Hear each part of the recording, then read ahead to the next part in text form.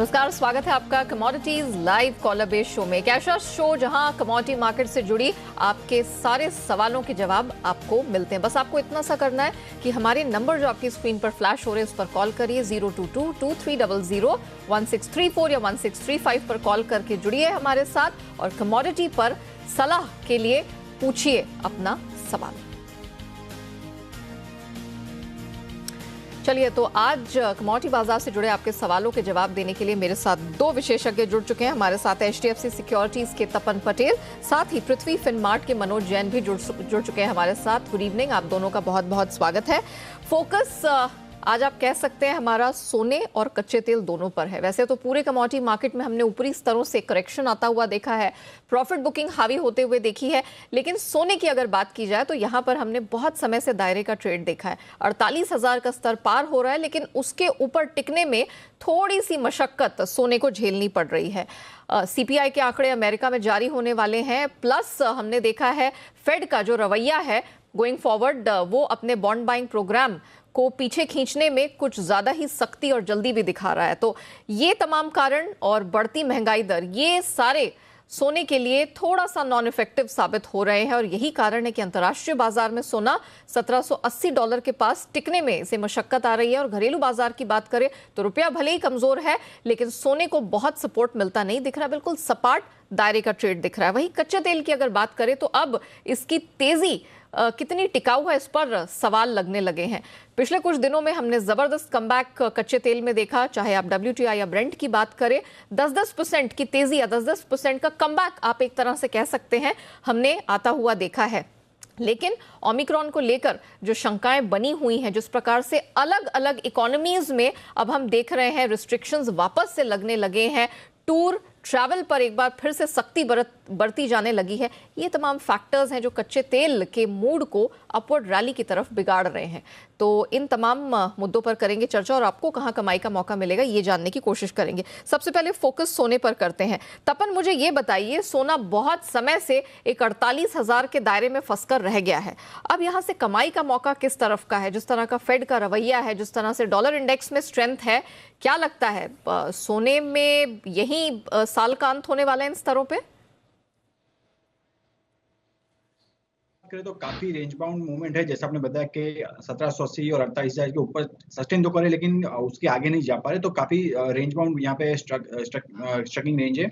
और मुझे लगता है कि मार्केट प्लेयर्स जो है वो आई थिंक फ्रेश ट्रिगर्स की वेट कर रहे हैं यूएस फेड की तरफ से।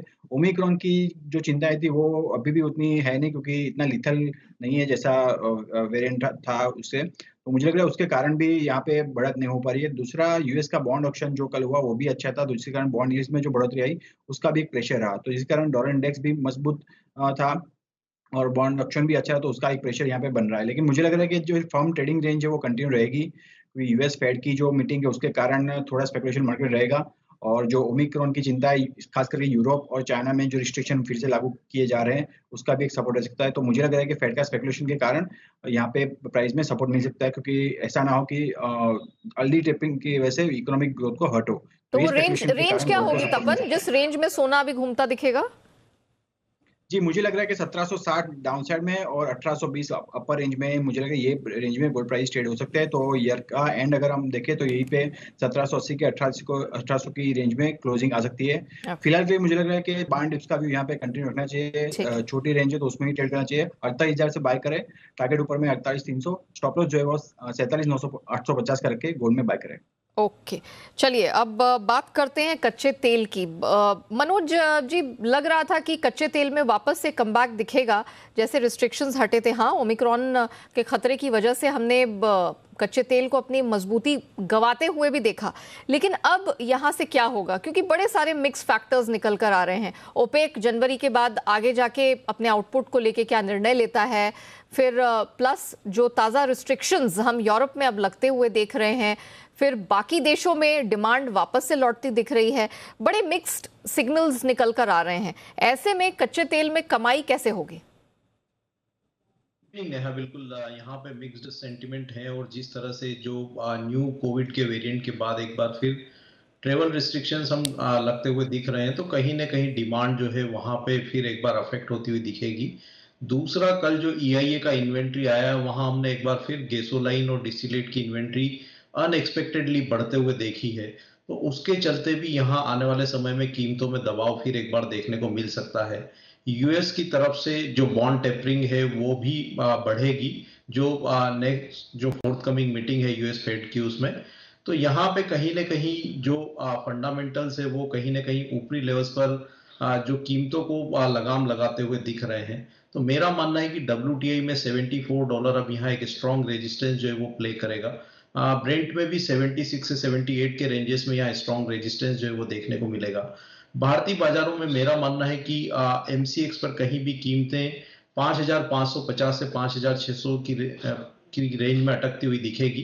तो अब यहाँ अगर स्ट्रेटेजी की बात करें तो 5,480 इंट्राडे के लिहाज से काफी अच्छे लेवल्स होंगे सेलिंग के लिए। वो लेवल्स अगर आते हैं तो बिकवाली करके चलना चाहिए। 5,555 का स्टॉप लॉस लगाकर नीचे में 5,350 तक के लक्ष्य जो है यहाँ रखे जा सकते हैं। मेरा मानना है कि जो ईयर की जो क्लोजिंग है वो शायद 5,600 के नीचे ही होती हुई दिखेगी। ओके, चलिए, तो हमने ये तो जान लिया हमारे विशेषज्ञों से कि सोने और चांदी में आपको सोने और कच्चे तेल में, माफ कीजिएगा, आपको क्या रणनीति यहाँ से अपनाकर चलनी है। तो बेसिकली दायरे का ट्रेड ही रहेगा और एक रेंज प्ले करके चले तो आप सेफ रहेंगे। अब सवाल जवाब का सिलसिला शुरू करते हैं। पहले दर्शक हमारे साथ फोन लाइन पर जुड़ चुके हैं, इनका नाम रविंद्र है। रविंद्र जी नमस्ते, पूछिए अपना सवाल। नमस्कार जी सर, अपना सवाल पूछिए। मैं जी कॉपर माइनस किया है जी। किस लेवल पे? 740 पे। 740 पे। 730 कब तक आ जाएगा जी? ओके, चलिए तपन से जानते हैं। तपन, हमने मेटल्स को भी थोड़ा अटकते हुए देखा। आज मेटल्स के लिए भी बहुत तेजी का दिन नहीं था, तो 740 पर इनकी पोजीशन अब ये नीचे 730 के लेवल खंगाल रहे हैं। पॉसिबल है? पर भी एक ट्रेडिंग रेंज में बना हुआ है। जिस तरह से डिमांड पिक्चर्स भी आउटलुक क्लियर नहीं है। दूसरा, जो ओमिक्रॉन के रिस्ट्रिक्शन चाइना में लागू किए तो उसका डिमांड पे इफेक्ट पड़ेगा। 725 एक सपोर्ट हम गिन सकते हैं नियर टर्म के लिए, वहां से वापस से बाइंग आ सकती है। और ऊपर में मुझे लग रहा है 745 ये एक रेजिस्टेंस रेंज है। इसी दायरे में कॉपर ट्रेड हो सकता है। 740 की जो बाइंग पोजीशन मुझे लग रहा है फिलहाल होल्ड रखिए। 730 से 725 की में रेंज में उसको एवरेज कर सकते हैं। 725 के बिलो का स्टॉप लॉस मेंटेन करें। टारगेट ऊपर में 745 आप लेके चल सकते हैं। ओके, मध्य प्रदेश से हमारे अगले दर्शक अनुराग जैन फोन लाइन पर जुड़ चुके हैं। जैन साहब नमस्ते, पूछिए अपना सवाल। Good evening ma'am. मैंने सोयाबीन के जनवरी कॉन्ट्रैक्ट के 5 लॉट 6,580 की बाइंग किया है, तो मैं बहुत अभी लॉस में चल रहा हूँ, तो मुझे अब इसमें क्या करना चाहिए और ये टारगेट कब तक आ जाएंगे मेरे बाइंग लेवल? सोयाबीन जान कॉन्ट्रैक्ट 6580। बताइए मनोज सर, क्या किया जाए अब इस लेवल पे? बिल्कुल, यहाँ पे आज जो सपोर्ट्स लेवल है वो ब्रीच हुए हैं। सोयाबीन में 6,400, यहाँ पे कमोडिटी काफी समय से जनवरी कॉन्ट्रैक्ट होल्ड कर रही थी और उसके नीचे आज हमने कीमतों को फिसलते हुए देखा है। मेरी इनको यही राय रहेगी कि अगर कल 6,400 के नीचे ही मार्केट ओपन होती है तो एक बार लॉन्ग की पोजीशन से एग्जिट कर लेना चाहिए। नीचे में कीमतें कहीं भी फिर एक बार 6,220 तक आ सकती है। तो अगर 6,400 के नीचे कल मार्केट की ओपनिंग होती है तो लॉन्ग की पोजीशन से एग्जिट कर लेना चाहिए। ओके, लेकिन आपका क्या ये डाउनवर्ड पोजीशन का जो नजरिया है ये सिर्फ तिलहन तक सीमित है? क्या खाने के तेलों में आपको वापस स्ट्रेंथ दिख रही है? नहीं, स्ट्रेंथ नहीं है। यहाँ पे ऊपरी लेवल्स पर कहीं ना कहीं कीमतें जो है वो अटकती हुई दिख रही है। अगर रिफाइंड सोया तेल की भी बात करें तो कॉन्ट्रैक्ट जो है वो 1235 1240 के ऊपर सस्टेन नहीं हो पा रहा है। लोअर लेवल्स पर यहाँ 1200 के आसपास हमने सपोर्ट्स भी आते हुए देखे हैं। तो रेंज ही प्ले रहेगा यहाँ पे रिफाइंड सोया तेल 1200 से 1240 की रेंज में। अच्छा, मध्य प्रदेश से ही हमारे अगले दर्शक जुड़ रहे हैं फोन लाइन पर। राहुल है इनका नाम। राहुल गुड इवनिंग, नमस्ते, पूछिए अपना सवाल। गुड इवनिंग मैम, मेरा सवाल सोयाबीन में है। अच्छा मैम, मैंने 6600 रुपए में सोयाबीन के 10 लॉट बाई किए, क्या करना चाहिए मैम? मेरे को जनवरी कॉन्ट्रैक्ट बाई किया मैम, डाउन ट्रेंड पे जा रहा है मैम। ओके, तिलहन को लेके लोग परेशान भी हैं और उनकी पोजीशंस भी अटक गई हैं 6600 पे। मनोज जी, राहुल को क्या सलाह होगी? ये तो और ऊपर की पोजीशन है इनकी। बिल्कुल सेम ही रहेगी क्योंकि हमने 6400 के नीचे कीमतों को फिसलते हुए देखा है। तो एक बार अगर कल मार्केट की ओपनिंग 6400 के नीचे होगी तो एक बार लॉन्ग की पोजीशन से एग्जिट करने की सलाह रहेगी। ओके, राजस्थान से अब मुझे बताया जा रहा है कि रमेश जी फोन लाइन पर जुड़ चुके हैं। रमेश जी नमस्ते, क्या सवाल है सर आपका? रमेश जी, अपने टेलीविजन का वॉल्यूम कम कर लीजिए और अपने सवाल पूछिए। ओके, लगता है रमेश जी हमारी आवाज नहीं सुन पा रहे, वो टेलीविजन का आउटपुट देख रहे हैं। चलिए मीनवाइल जब तक वो हमारे साथ जुड़ते हैं, अच्छा चलिए उनका सवाल मुझ तक पहुंच गया। निकिल में वो पूछना चाह रहे थे कि क्या किया जाए। निकिल में भी आज हमने प्रेशर देखा है पूरे बेस मेटल काउंटर की तरह। तपन क्या सलाह होगी, निकिल में क्या किया जाए? जी, निकल में ओवरऑल स्ट्रेंथ बनी रहेगी, लेकिन मुझे लग रहा है फिलहाल 1540 का एक स्ट्रॉन्ग सपोर्ट है, तो वो उसको होल्ड करना चाहिए। ऊपर में 1590 के ऊपर ब्रेकआउट है, तो उसके ऊपर चलता है तो तेजी कंटिन्यू रह सकती है। फिलहाल की फंडामेंटल्स को देखते हुए मुझे लग रहा है साइडवेज टू डाउन का ट्रेंड कंटिन्यू रह सकता है और 1540 की तरफ प्राइस जा सकती है। 1540 मुझे लग रहा है बाइंग लेवल एक अच्छा है, वहां से बाइंग कर सकते हैं। ओके, हिसार से प्रवीण जी मेरे साथ अब फोन लाइन पर जुड़ चुके हैं। प्रवीण जी नमस्ते, पूछिए अपना सवाल। Good evening ma'am. Good evening. Big fan of you. Praveen ji आपकी आवाज नहीं आ रही, आप थोड़ा जोर से बोलिए। Big fan of you ma'am. Thank you so much, thank you for the compliment. अपना सवाल पूछिए सर। मैम मैंने 5 लॉट निकल के बाय किए 1560 रुपए में। 1560 में निकल के 5 लॉट बाय किए। What should I do? Okay, Manoj ji आप इस सवाल का जवाब देंगे? बिल्कुल, मेरा मानना है कि ये पोजीशन को होल्ड कर सकते हैं 1540 का स्टॉप लॉस लगाकर। कीमतें कहीं भी ऊपर में 1578 1580 आए तो वहां पे एक बार मुनाफा वसूली कर सकते हैं। Okay, alright. इसके अलावा तपन, मेटल पैक में अभी तक हमने देखा था कि बहुत अच्छी खासी स्ट्रेंथ इस पूरे साल देखने को मिली। ऑफ कोर्स अब ऊपरी स्तरों से हमने प्रेशर बनता हुआ देखा, लेकिन चाइना में जिस तरह से हमने देखा है कि कॉन्ट्ररी टू द एक्सपेक्टेशन उनका सेंट्रल बैंक यहाँ पर स्टिमुलस मेजर्स सामने लेकर आ रहा है, पर्टिकुलरली अपने प्रॉपर्टी सेक्टर को बचाने के लिए। बताइए मेटल्स के लिए ये लंबी अवधि में या मध्यम अवधि में कितनी आप कह सकते हैं प्रॉफिटेबल बात हो सकती है?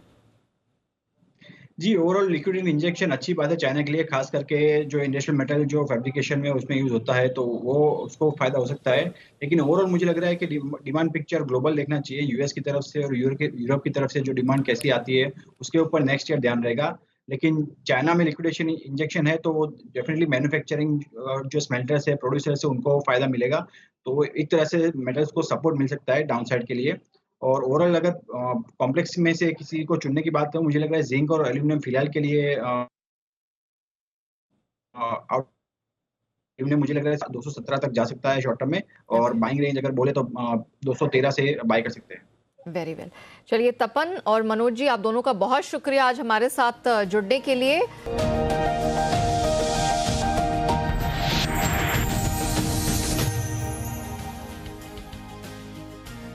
Welcome back. लेकर हाजिर हैं हम कमोडिटी की क्लास। ये एक ऐसा सेगमेंट है जहां पर हम अलग अलग कमोडिटी के बारे में या कमोडिटी बाजार से जुड़े कुछ तथ्यों से आपको वाकिफ कराते हैं। और आज इसी कड़ी में हम बात करने वाले हैं स्टील की।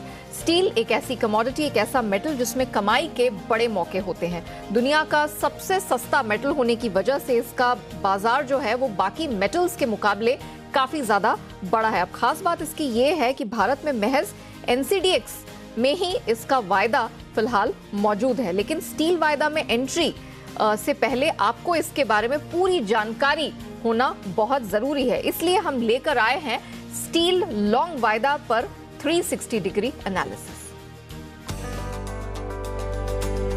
स्टील की बढ़ती कीमतों से अगर आपके कारोबार की लागत बढ़ने की आशंका है, तो कमोडिटी एक्सचेंज NCDX आपको स्टील लॉन्ग प्रोडक्ट्स में हेजिंग का विकल्प दे रहा है, जहां आप स्टील में महंगाई के जोखिम को हेज कर सकते हैं। गोविंदगढ़ के हाजिर भाव पर चलने वाले NCDX स्टील लॉन्ग वायदा का डिलीवरी सेंटर उत्तर प्रदेश का गाजियाबाद है। कंपल्सरी डिलीवरी वाले स्टील लॉन्ग वायदा का ट्रेडिंग यूनिट 10 टन और टिक साइज 10 रुपए प्रति टन है, जो महीने की 20 तारीख को एक्सपायर होता है।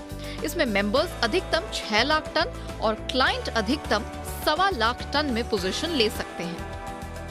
एक ग्लोबल कमोडिटी होने के कारण स्टील की कीमतों पर अंतर्राष्ट्रीय बाजारों में होने वाले बदलावों और वैश्विक स्तर पर इसकी मांग और सप्लाई का असर पड़ता है। ग्लोबल मार्केट की गतिविधियां और जियोपॉलिटिक्स भी इस पर असर डालती हैं। इसलिए बावजूद इसके कि भारत स्टील में दुनिया का दूसरा सबसे बड़ा उत्पादक और खपत वाला देश है, यहाँ के घरेलू स्टील बाजार पर अमेरिकी हॉट रोल्ड कॉइल स्टील और चीन के रिबार वायदा की कीमतों का भी असर पड़ता है। आमतौर पर स्टील लॉन्ग की सबसे ज्यादा खपत इंफ्रा कंस्ट्रक्शन क्षेत्र में होती है। कंस्ट्रक्शन के मामले में चीन और अमेरिका के बाद भारत तीसरे पायदान पर है। एक अनुमान के मुताबिक साल 2030 तक ग्लोबल जीडीपी में कंस्ट्रक्शन सेक्टर की हिस्सेदारी बढ़कर 15% तक होने की उम्मीद है। घरेलू स्तर पर साल 2019 में 11 crore 12 lakh ton crude steel का उत्पादन हुआ था, जबकि खपत करीब 90 लाख टन की थी। कोरोना काल के बावजूद इस साल अगस्त तक भारत 99 लाख टन स्टील उत्पादन के साथ दुनिया में दूसरा पायदान बरकरार रखने में कामयाब रहा है।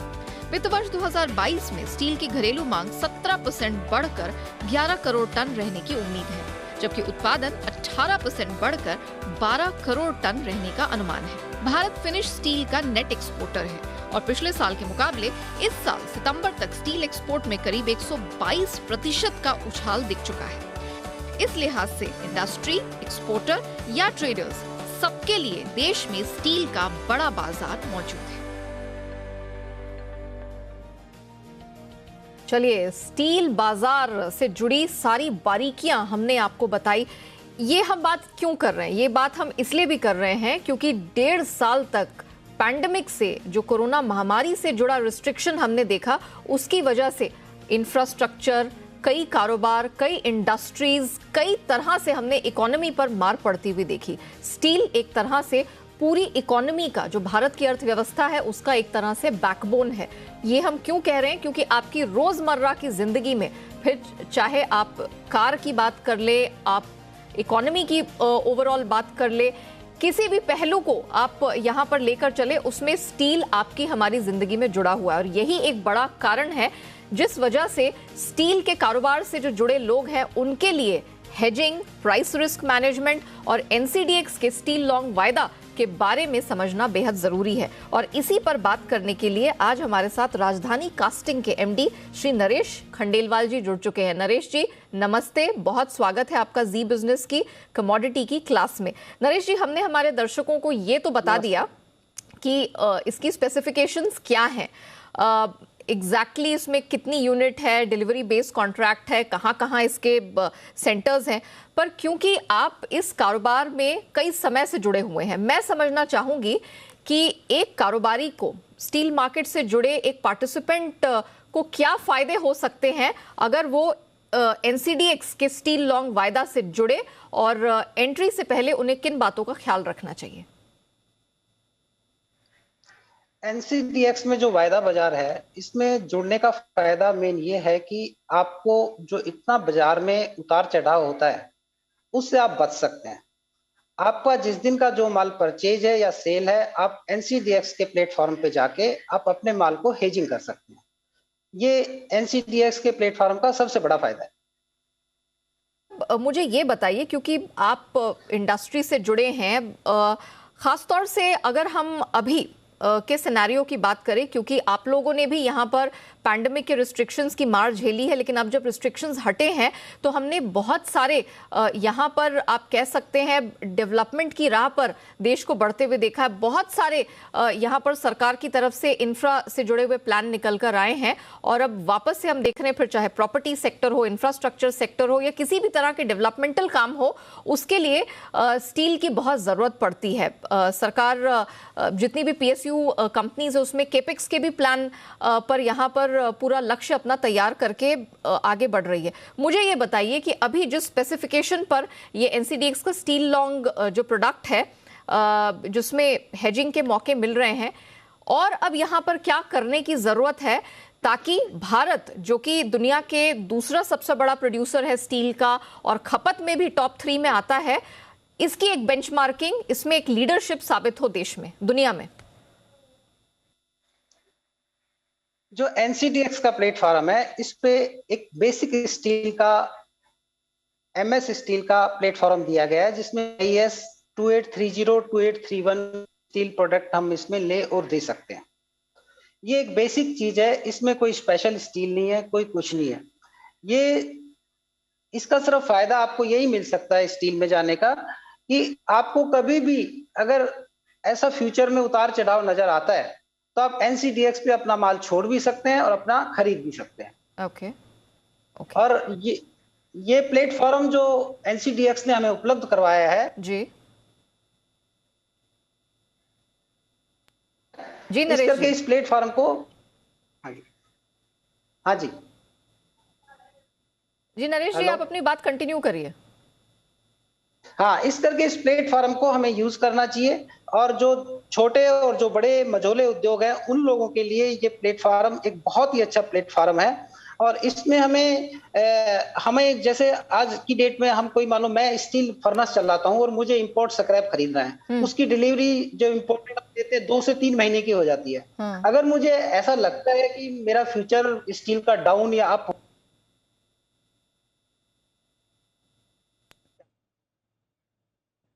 ओके भी सकते हैं, इसको खरीद भी सकते हैं। ओके अच्छा नरेश जी, मुझे ये बताइए कि आपने बहुत बखूबी बताया कि इस प्रोडक्ट के जरिए किन किन चीज़ों का फायदा होगा। मुझे ये बताइए इसमें और पार्टिसिपेशन बढ़ाया जा सके, क्योंकि स्टील सिर्फ ब्लू चिप कंपनियां ही नहीं है, छोटे मझौले, जैसे आपने खुद ही कहा कि हर तरह हर तबके का कारोबार यहाँ पर स्टील में है।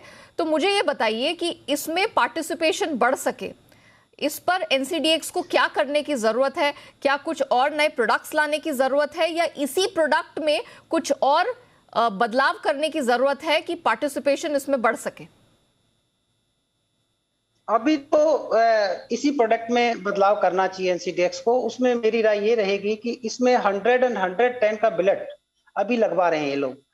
अभी इसमें 125, 130 के जो साइज है उसको अप्रूव करना चाहिए इन लोगों को, और कुछ डिलीवरी सेंटर भी 1-2 जगह और बढ़ाने चाहिए, क्योंकि अभी मंडी गोविंदगढ़ और गाजियाबाद में इनका डिलीवरी सेंटर है। हो सके तो रायपुर बहुत बड़ी मार्केट है, वहां पे भी इनको डिलीवरी सेंटर बढ़ाना चाहिए। ओके एक आखिरी सवाल मेरा ये रहेगा, क्या कि यहाँ पर क्या लोगों को, आपने कहा कि अभी इसके फीचर्स में कुछ बदलाव करने की जरूरत है।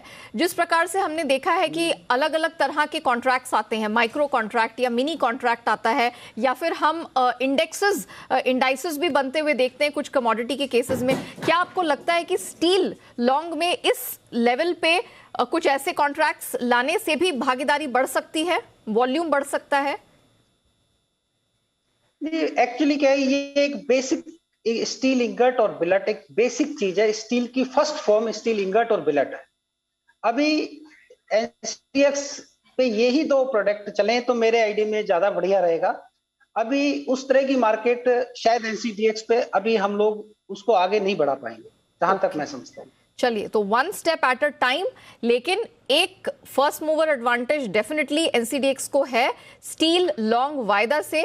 यहां पर हर तरह के, हर तबके के कारोबारियों को जुड़ के प्राइस रिस्क मैनेजमेंट और हेजिंग का एक बहुत बेहतरीन मौका मिलता है एनसीडीएक्स के प्लेटफॉर्म पर। शुक्रिया खंडेलवाल जी हमारे साथ जुड़ने के लिए और इस पूरे प्रोडक्ट की डिटेल हमारे दर्शकों के साथ साझा करने के लिए।